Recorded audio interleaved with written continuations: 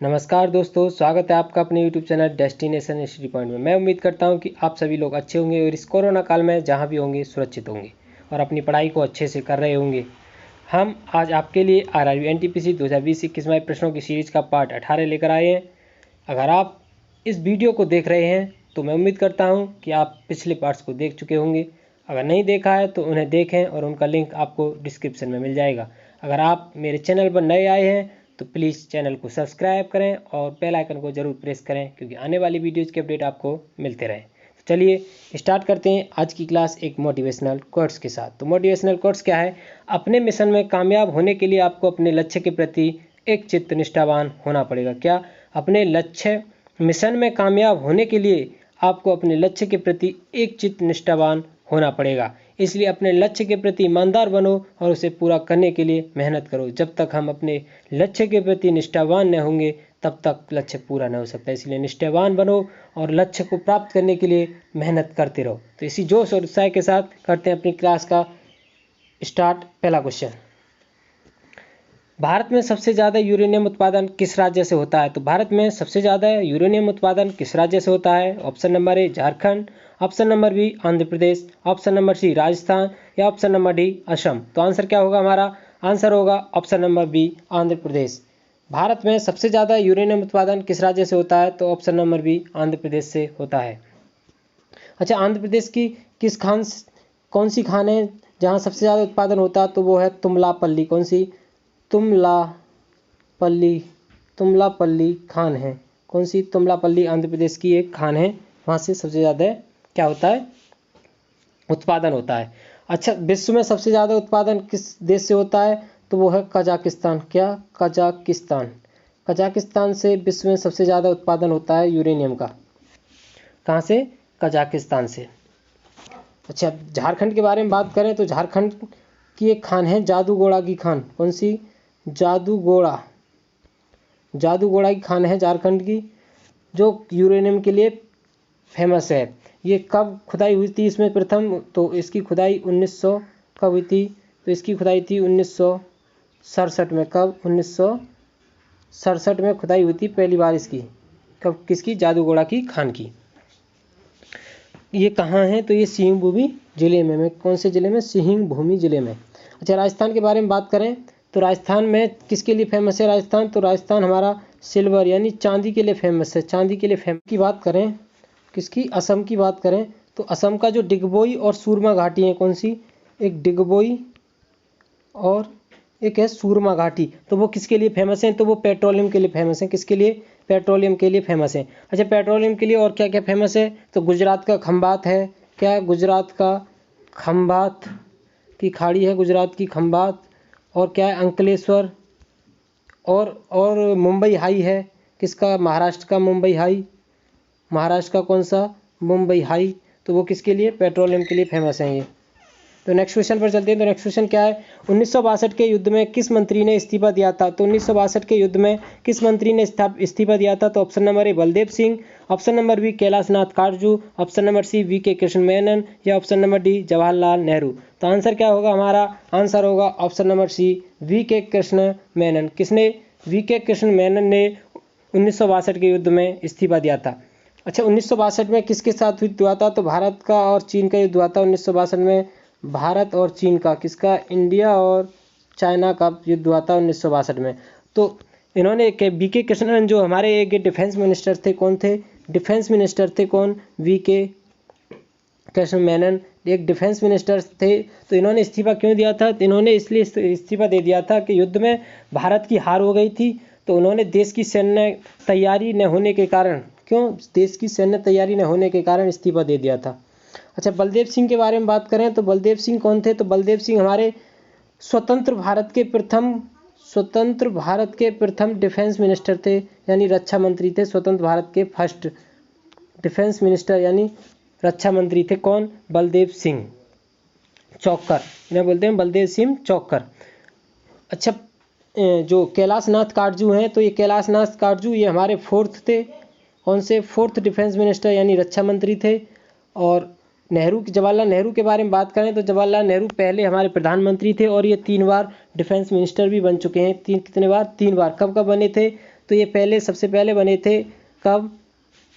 1953, 10 फरवरी 1953 से, और 1953 से और कब तक? 10 जनवरी 1955 तक बने थे पहली बार।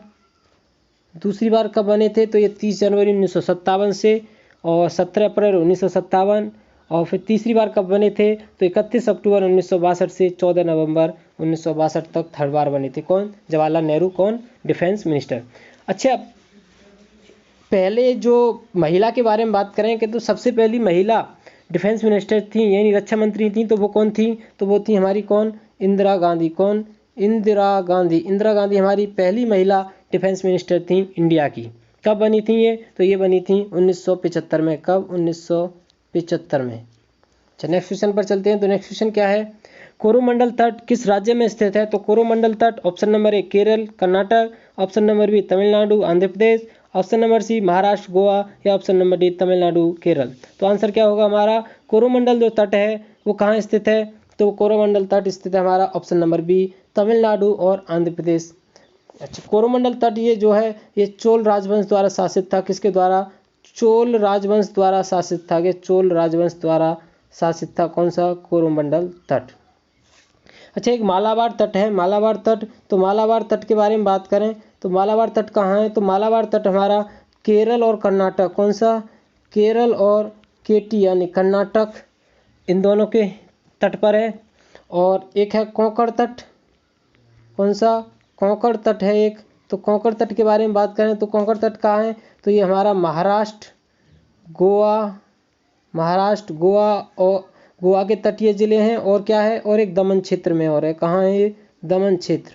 कौन सा? कोंकण तट। तो कोरोमंडल तट कहाँ है? तो कोरोमंडल तट तमिलनाडु आंध्र प्रदेश और केरल और कर्नाटक के तट पर कौन सा है? तो मालाबार तट है। और महाराष्ट्र और गोवा के तट पर कौन सा है? तो महाराष्ट्र और गोवा के कोंकण तट है। और कौन सा? दमन क्षेत्र भी है। कहाँ? कोंकण तट के। अच्छा, नेक्स्ट क्वेश्चन क्या है? तो लॉर्ड डलहौजी ने किस जगह को चेरी की उपाधि दी थी? तो चेरी की उपाधि लॉर्ड डलहौजी ने किस जगह को दी थी? तो option number A Jhansi, option number B Satara, option number C Awadh, या ऑप्शन नंबर डी जैतपुर। तो आंसर क्या होगा हमारा? आंसर होगा option number C Awadh. Awadh को लॉर्ड डलहौजी ने चेरी की उपाधि दी थी। तो क्या है चेरी? क्या है? तो चेरी क्या है? चेरी ये है, इसने कहा था कि जो ये अवध राज्य है एक दिन हमारे मुंह में गिर जाएगा। जो अवध राज्य है वो एक दिन हमारे मुंह में गिर जाएगा, इसलिए इसने इसे चेरी की उपाधि दी थी। अच्छा, लॉर्ड डलहौजी की कौन सी नीति थी? तो लॉर्ड डलहौजी का था व्यापगत सिद्धांत। कौन सा? व्यापगत सिद्धांत या राज्य हड़प नीति। व्यापगत सिद्धांत। तो इस सिद्धांत के अंतर्गत जो पहला राज्य ब्रिटिश साम्राज्य में मिला था तो वो कौन सा था? तो वो था सतारा। कौन सा था? सतारा। कब मिला था ये? 1848 में सतारा। अच्छा, दूसरा कौन सा था? तो दूसरा था जैतपुर और संबलपुर। जैतपुर और संबलपुर। कौन सा? जैतपुर और संबलपुर। तो ये कब मिला था? तो ये मिला था 1949 में। कब मिला था? 1949 में। से झांसी की बात करें तो झांसी कब मिला था? तो ये झांसी मिला था 1853 में। कब? 1853 में झांसी ब्रिटिश साम्राज्य में मिला था। अच्छा, नेक्स्ट क्वेश्चन पर चलते हैं। तो नेक्स्ट क्वेश्चन क्या है? कितने डिग्री सेंटीग्रेड तापमान बढ़ने पर अभिक्रिया का वेग दुगना हो जाता है? तो कितने डिग्री सेंटीग्रेड तापमान बढ़ने पर अभिक्रिया का वेग दुगना हो जाता है? Option number A 25, option number B 20, option number C 10, option number D 5। तो आंसर क्या होगा हमारा? आंसर होगा option number C 10। 10 degree centigrade तापमान बढ़ाने पर अभिक्रिया का वेग दोगुना हो जाता है। अच्छा, नेक्स्ट क्वेश्चन पर चलते हैं। तो नेक्स्ट क्वेश्चन क्या है? संगाई फेस्टिवल किस राज्य में मनाया जाता है? तो Sangai festival option number A Assam, option number B Nagaland, option number C Arunachal Pradesh, या ऑप्शन नंबर डी मणिपुर। तो आंसर क्या होगा हमारा? संगाई फेस्टिवल किस राज्य में मनाया जाता है? तो Sangai festival option number D Manipur में मनाया जाता है। कहाँ? मणिपुर में। अच्छा, मणिपुर में एक झील है। कौन सी? लोकटक झील। कौन सी? लोकटक झील है मणिपुर की, लोकटक झील। तो इसमें दुनिया का एकमात्र तैरता हुआ नेशनल पार्क है। तो उस नेशनल पार्क का नाम क्या है? केवुल लामजाओ। क्या? केवुल लामजाओ। दुनिया का एकमात्र तैरता हुआ नेशनल पार्क केवुल लामजाओ कहाँ है? लोकटक झील में है। अच्छा, इसमें केवुल लामजाओ नेशनल पार्क में हिरन है, संगाई हिरन। कौन से? संगाई हिरन। संगाई हिरन फेमस हैं कहाँ के लोग, केबुल लामजाओ के। अच्छा, ये संगाई जो हिरन है ये जो है मणिपुर का क्या है, एक राज्य पशु भी है, मणिपुर का राज्य पशु भी है संगाई हिरन। और संगाई फेस्टिवल तो ये भी मणिपुर में मनाया जाता है। अच्छा, असम के बारे में बात करते हैं तो असम के फेस्टिवल हैं, कुछ फेस्टिवल के बारे में बात करते हैं तो असम का एक फेस्टिवल है कौन सा, बिहू। और कौन सा है, एक है बैसाख, एक है बिहू, एक है बैसाख। अच्छा, नागालैंड के फेस्टिवल तो नागालैंड का फेस्टिवल है हॉर्नबिल फेस्टिवल फेमस है, कौन सा, hornbill festival. Hornbill festival Nagaland का फेमस है। अच्छा, अरुणाचल प्रदेश के बारे में बात करें तो अरुणाचल प्रदेश के कुछ फेस्टिवल हैं, कौन सा, एक सोलुंग है, कौन सा, सोलुंग। और क्या है, लोसार, सोलुंग है, एक लोसार है, और क्या है, एक मोपेन है, और है एक है नेची दाऊ। क्या, नेची दाऊ। ये कहाँ के हैं, ये सब अरुणाचल प्रदेश के हैं। तो नेक्स्ट क्वेश्चन पर चलते हैं। तो नेक्स्ट क्वेश्चन क्या है, जीएसटी कब लागू हुआ था। तो जीएसटी कब लागू हुआ था, तो option number A 2019, option number B 2017, option number C 2016 या ऑप्शन नंबर डी 2015। तो आंसर क्या होगा हमारा, जीएसटी कब लागू हुआ था। तो जीएसटी लागू हुआ था हमारा 1 जुलाई 2017 को। कब, 1 जुलाई 2017 को जीएसटी लागू हुआ था हमारा। तो आंसर क्या होगा, ऑप्शन नंबर बी 2017, 1 जुलाई 2017 को जीएसटी लागू हुआ था। तो जो हमारा जीएसटी है वो 101 में कितने, 101 में संविधान संशोधन के तहत लागू हुआ था। 101 में जो संविधान संशोधन था उसके तहत लागू हुआ था। अच्छा, जीएसटी के बारे में और बात करते हैं। तो जीएसटी की जो फुल फॉर्म है तो वो क्या है, तो जीएसटी की फुल फॉर्म है गुड्स एंड सर्विस टैक्स। क्या, goods and service tax GST की फुल फॉर्म है। तो जीएसटी कितने प्रकार की है, तो जीएसटी 4 प्रकार की है, एसजीएसटी, सीजीएसटी, आईजीएसटी, यूजीएसटी। तो एसजीएसटी की फुल फॉर्म क्या है, तो स्टेट, क्या, state goods and service tax. CGST की फुल फॉर्म क्या है, सेंटर, क्या है, सेंट्रल। सीजीएसटी की फुल फॉर्म क्या है, central goods and service tax. और आईजीएसटी की फुल फॉर्म क्या है, तो आईजीएसटी की है integrated goods and service tax. और यूजीएसटी की फुल फॉर्म क्या है, तो union territory goods and service tax. क्या, एसजीएसटी की full form state goods and service tax, CGST की सेंट्रल जीएसटी यानी goods and service tax, IGST की integrated goods and service tax, UGST की क्या होगी, union territory goods and service tax. अच्छा, GST की स्लेब कितनी है, तो जीएसटी की जो है 4 स्लेब हैं, कितनी, 4 स्लेब हैं, 4। वो कौन सी हैं, तो वो हैं, एक है 5%, एक है 12% यानी 12%, एक है 18%, और कौन सी है, एक है 28%। तो जीएसटी की 4 स्लेब हैं, कौन सी, एक है 5%, एक है 12%, 18% और एक 28%। और जीएसटी कितने प्रकार की है, तो 4 प्रकार की, एसजीएसटी, सीजीएसटी, आईजीएसटी और यूजीएसटी। अच्छा, नेक्स्ट क्वेश्चन पर चलते हैं। तो नेक्स्ट क्वेश्चन क्या है, माजुली द्वीप किस नदी पर है। तो माजुली द्वीप option number A Ganga, option number B Subansiri, option number C Brahmaputra या ऑप्शन नंबर डी कृष्णा। तो आंसर क्या होगा हमारा, आंसर होगा ऑप्शन नंबर सी, माजुली द्वीप ब्रह्मपुत्र नदी पर है।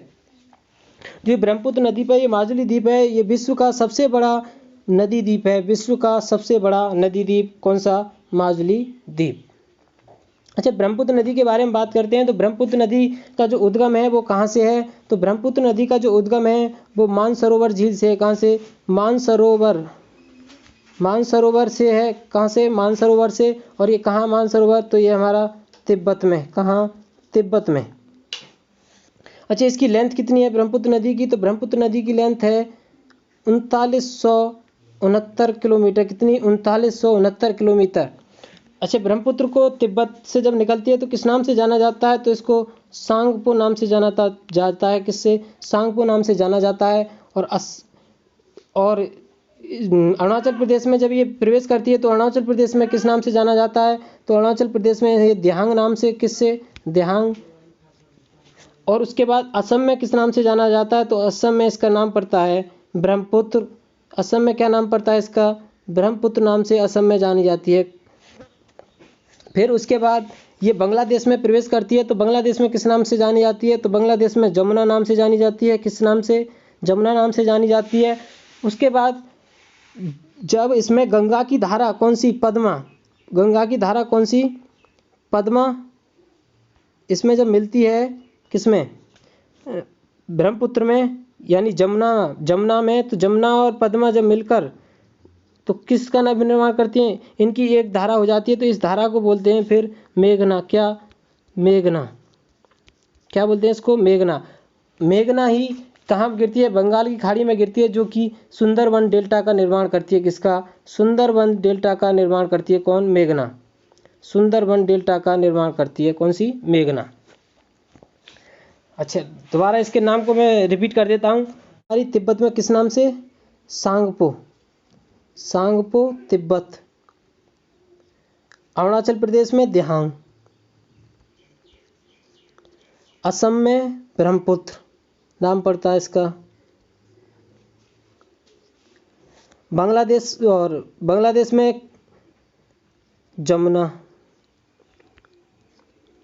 उसके बाद पद्मा प्लस, पद्मा कौन सी, गंगा की धारा है, और जमुना जब एक साथ मिलती हैं तो इनकी एक धारा को किस नाम से जाना जाता है, मेघना। और यही मेघना बंगाल की खाड़ी में गिरकर किसका, सुंदरबन डेल्टा का निर्माण करती है। तो नेक्स्ट क्वेश्चन में चलते हैं। तो नेक्स्ट क्वेश्चन क्या है, गरीबी हटाओ का नारा किसने दिया था। तो गरीबी हटाओ का नारा option number A Jawaharlal Nehru, option number B Lal Bahadur Shastri, option number C Atal Bihari Vajpayee, या option number D Indira Gandhi. तो आंसर क्या होगा हमारा, गरीबी हटाओ का नारा किसने दिया था। तो गरीबी हटाओ का नारा option number D Indira Gandhi. किसने, इंदिरा गांधी ने गरीबी हटाओ का नारा दिया था। अच्छा, ये कब दिया था इंदिरा गांधी ने गरीबी हटाओ का नारा। तो ये 1971 के आम चुनाव के समय, 1971 के आम चुनाव के समय गरीबी हटाओ का नारा दिया था किसने, इंदिरा गांधी ने। अच्छा, बाद में इसको पंचवर्षीय योजना में भी लागू किया गया, लाया गया था। किसमें, पंचवर्षीय योजना थी हमारी पांचवी जो पंचवर्षीय योजना थी उसमें भी इसका जिक्र किया गया था। किसका, गरीबी हटाओ का, पांचवी जो पंचवर्षीय योजना थी। तो नेक्स्ट क्वेश्चन में चलते हैं। तो नेक्स्ट क्वेश्चन क्या है, अंतर्राष्ट्रीय योग दिवस कब मनाया जाता है। तो अंतर्राष्ट्रीय योग दिवस ऑप्शन नंबर ए 21 जून, ऑप्शन नंबर बी 22 अप्रैल, ऑप्शन नंबर सी 22 मार्च, या ऑप्शन नंबर डी 21 फरवरी। तो आंसर क्या होगा हमारा, अंतर्राष्ट्रीय योग दिवस कब मनाया जाता है। तो अंतर्राष्ट्रीय जो योग दिवस है वो ऑप्शन नंबर ए 21 जून। अंतर्राष्ट्रीय योग दिवस 21 जून को मनाया जाता है। अच्छा, पहली बार कब मनाया गया था ये अंतर्राष्ट्रीय योग दिवस। तो ये मनाया गया था 21 जून, कब, 21 जून 2015 को पहली बार अंतर्राष्ट्रीय योग दिवस मनाया गया था। कब, 21 जून 2015 को पहली बार अंतर्राष्ट्रीय योग दिवस मनाया गया था। अच्छा, योग दिवस के थीम के बारे में बात करें तो जो योग दिवस की जो थीम थी 2019 की थीम क्या थी। तो योग दिवस 2019 की थीम थी, क्या थी, योगा फॉर क्लाइमेट एक्शन। क्या, योगा फॉर क्लाइमेट एक्शन, ये 2019 की थीम थी। अच्छा, 2020 की थीम के बारे में बात करें तो 2020 की थीम क्या थी। तो 2020 की थीम थी yoga for health, yoga for health, yoga at home. क्या, योगा एट होम। क्या थी, 2019 की थी योगा फॉर क्लाइमेट एक्शन, 2020 की yoga for health, yoga at home. अच्छा, 2018 के बारे में बात करते हैं। तो 2018 की थीम क्या थी। तो थीम थी 2018 की इंटरनेशनल डे ऑफ योगा की, वो थी योगा फॉर पीस। क्या थी, योगा फॉर पीस। अच्छा, 2017 की थीम के बारे में बात करते हैं तो योगा फॉर हेल्थ। 2016 की थीम के बारे में बात करते हैं तो कनेक्ट द यूथ। और 2015 की थीम के बारे में बात करते हैं जब से शुरू हुआ था तो yoga for harmony and peace. क्या, yoga for harmony and peace.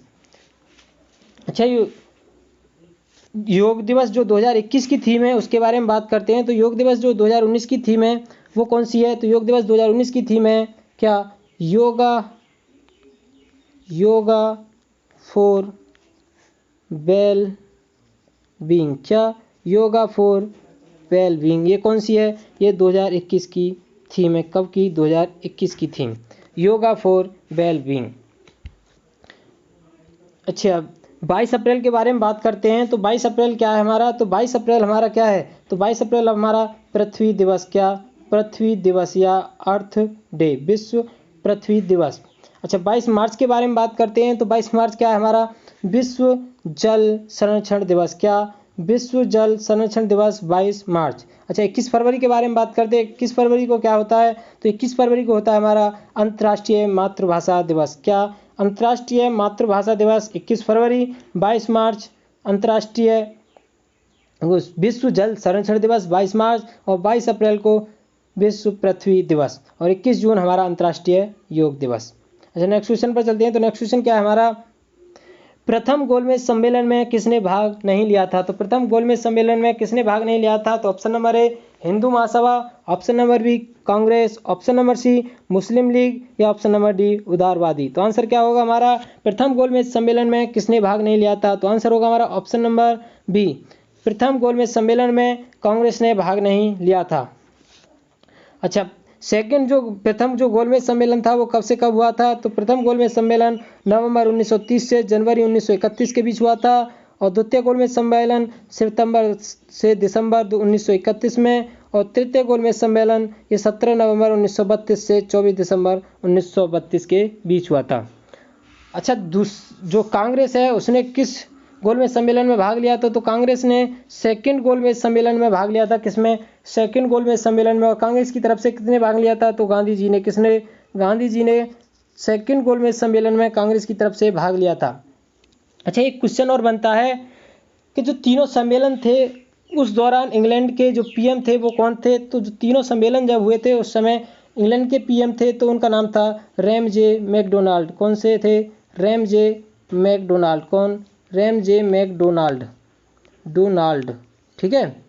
अच्छा एक क्वेश्चन और बनता है कि जो सेकंड गोलमेज सम्मेलन था उसमें अपने खुद के खर्च पर किसने भाग लिया था। तो सेकंड गोलमेज सम्मेलन में अपने खुद के खर्च पर किसने भाग लिया था तो वो थे मदन मोहन मालवीय एवं एनी बेसेंट। कौन? मदन मोहन मालवीय और कौन थे? And Annie Besant. इन दोनों ने सेकंड जो गोलमेज सम्मेलन था अपने खुद के खर्च पर भाग लिया था। किसने? मदन मोहन मालवीय और एनी बेसेंट ने। अच्छा नेक्स्ट क्वेश्चन पर चलते हैं। तो नेक्स्ट क्वेश्चन क्या है किस राज्य के व्यक्तियों की प्रति व्यक्ति आय सबसे अधिक है। तो किस राज्य के व्यक्तियों की प्रति व्यक्ति आय सबसे अधिक है तो option number A Goa, option number B Delhi, option number C Sikkim या ऑप्शन नंबर डी बिहार। तो आंसर क्या होगा हमारा? आंसर होगा option number A Goa. Goa राज्य के व्यक्तियों की प्रति व्यक्ति आय सबसे अधिक है। अच्छा कितनी है तो प्रति व्यक्ति आय 4,58,000 कितनी? 4,58,000 है इंडियन रुपीज़। किसकी? गोवा की। अच्छा सेकंड नंबर पे क्या है तो सेकंड नंबर पे हमारा दिल्ली है। कितने? सेकंड नंबर पे क्या है? दिल्ली। और थर्ड नंबर पे क्या है तो थर्ड नंबर पे क्या है? सिक्किम। थर्ड नंबर पे सिक्किम। और बिहार की बात करें तो बिहार हमारा सबसे लास्ट है। क्या? सबसे लास्ट। इसकी पर व्यक्ति इनकम कितनी है तो वो है 43.8 थाउजेंड रुपी पर व्यक्ति। अच्छा नेक्स्ट क्वेश्चन पर चलते हैं। तो नेक्स्ट क्वेश्चन क्या है पब्लिक सेक्टर की सबसे बड़ी बैंक कौन सी है। तो पब्लिक सेक्टर की सबसे बड़ी bank option number A State Bank of India, option number B Punjab National Bank, option number C Bank of Baroda या option number D Canara Bank. तो आंसर क्या होगा हमारा पब्लिक सेक्टर की सबसे बड़ी बैंक कौन सी है तो वो है state Bank of India. Option number A State Bank of India. अच्छा वर्तमान में पब्लिक सेक्टर की कितनी बैंक हैं तो वर्तमान में पब्लिक सेक्टर की कितनी 12 बैंक हैं। कितनी? 12। क्या क्या नाम है उनके तो Punjab National Bank, Bank of Baroda, Bank of India, Central Bank of India, Canara Bank, Union Bank of India, Indian Overseas Bank, Punjab and Sindh Bank, UCO Bank, Bank of Maharashtra, State Bank of India और इंडियन बैंक। ये 12 bank हैं फिलहाल public sector की।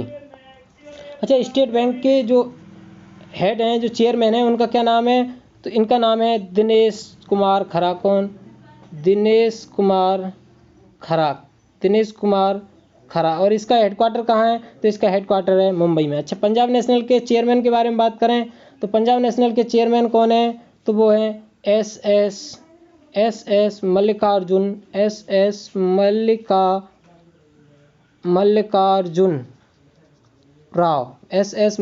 राव। और अच्छा इसके Punjab National bank का headquarter कहाँ है तो वो है न्यू दिल्ली। अच्छा बैंक ऑफ बड़ौदा के चेयरमैन के बारे में बात करते हैं तो बैंक ऑफ बड़ौदा के कौन है? हसमुख अढ़िया। हसमुख अढ़िया कौन है? ये बैंक ऑफ बड़ौदा के एग्जीक्यूटिव डायरेक्टर हैं। अच्छा, सेंट्रल जो हसमुख अढ़िया हैं वो सेंट्रल यूनिवर्सिटी ऑफ गुजरात के चांसलर भी हैं। किसके? सेंट्रल यूनिवर्सिटी ऑफ गुजरात के चांसलर भी हैं। कौन? हसमुख अढ़िया। अच्छा, कैनरा बैंक के बारे में बात करते हैं। तो कैनरा बैंक क्या है? तो कैनरा बैंक के जो चेयरमैन है वो हैं टी.एन. मनोहरन। कौन? टी.एन. मनोहरन। टी.एन.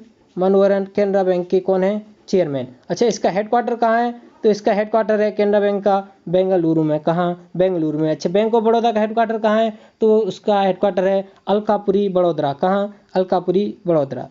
अच्छा, नेक्स्ट क्वेश्चन पर चलते हैं। तो नेक्स्ट क्वेश्चन क्या है?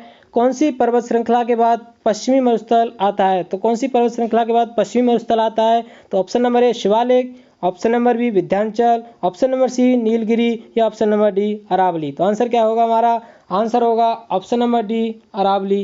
अरावली पर्वत श्रृंखला के बाद पश्चिमी मरुस्थल आता है। जो अरावली है ये संसार की सबसे पुरानी पर्वत श्रेणी है। क्या? संसार की सबसे पुरानी पर्वत श्रेणी कौन सी है? ये अरावली है।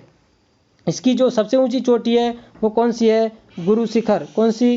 गुरु शिखर है। और ये कहाँ है? तो यह है माउंट आबू में। कहाँ? माउंट आबू में है। अच्छा, नेक्स्ट क्वेश्चन पर चलते हैं। तो नेक्स्ट क्वेश्चन क्या है हमारा और आज का आखिरी क्वेश्चन, वैश्विक आर्थिक मंच की बैठक जनवरी 2020 में कहाँ आयोजित की गई थी? तो वैश्विक आर्थिक मंच की जो बैठक है वो जनवरी 2020 में कहाँ आयोजित की गई थी? तो option number A London, option number B Paris, option number C Davos या ऑप्शन नंबर सी जेनेवा।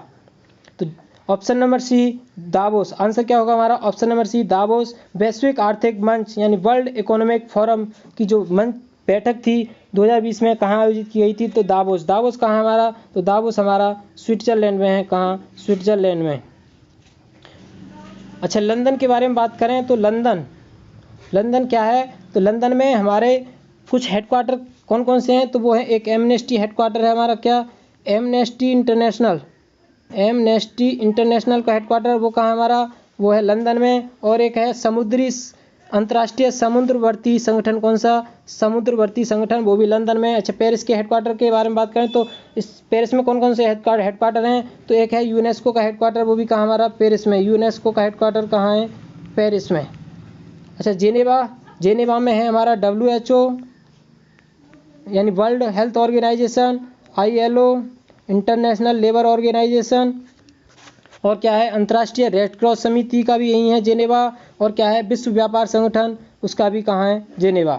अच्छा, वर्ल्ड इकोनॉमिक फोरम का जो हेडक्वार्टर है वो कहाँ है? तो वर्ल्ड इकोनॉमिक फोरम है उसका हेडक्वार्टर है कोलोंगी स्विट्जरलैंड में। कहाँ? कोलोंगी स्विट्जरलैंड। अच्छा, ये कब फाउंड हुआ था? तो ये 24 जनवरी 1971 को फाउंड हुआ था। क्या? वैश्विक आर्थिक मंच कब फाउंड हुआ था? 24 जनवरी 1971 को।